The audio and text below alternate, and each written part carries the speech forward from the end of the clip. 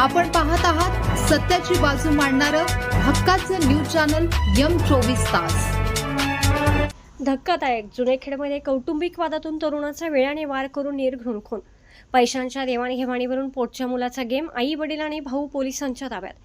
पैशाच्या देवाणघेवाणीवरून आणि कौटुंबिक आर्थिक वादातून आई वडील आणि भावाने मिळून विळ्याने वार करत एका 35 वर्षीय युवकाचा निर्घृण खून केल्याची धक्कादायक घटना वाळवा तालुक्यातील जुनेखेड येथे घडली आहे।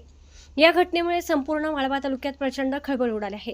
कपिल पवार असे खून झालेल्या दुर्दैवी तरुणाचे नाव आहे। या प्रकरणी ईश्वरपूर पोलिसांनी तत्परता दाखवत मृत कपिलचे वडील झाजम्या कस्तान्या पवार वय 65, आई अंजना झाजम्या पवार वय 60 आणि भाऊ अजय झाजम्या पवार वय 45 या तिन्ही संशयितांना तात्काळ ताब्यात घेतले आहे। मिळालेल्या माहितीनुसार जुनेखेड येथील बिरोबा मंदिर परिसरात पारधी समाजातील पवार कुटुंब वास्तव्यास आहे।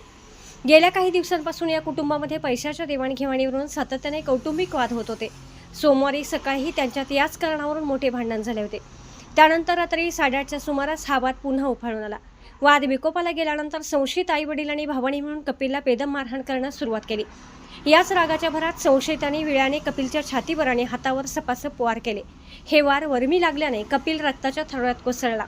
घटनेची माहिती मिळताच पोलीस निरीक्षक संदीप पाटील यांच्यासह गुन्हे प्रकटीकरण शाखेचे पोलीस अमोल सावंत, दीपक गस्ते, शशिकांत शिंदे यांच्या पथकाने तातडीने घटनास्थळी धाव घेतली। गंभीर जखमी झालेल्या कपिलला उपचारासाठी तातडीने उपजिल्हा रुग्णालयात दाखल करण्यात आले, मात्र उपचारापूर्वीच त्याचा मृत्यू झाल्याचे डॉक्टरांनी घोषित केले। ईश्वरपूर पोलिसांनी गुन्हा घडल्यापासून अवघ्या काही तासातच तिन्ही संशयितांना बेड्या ठोकले असून पोलीस ठाण्यात गुन्हा दाखल करण्यात आला आहे।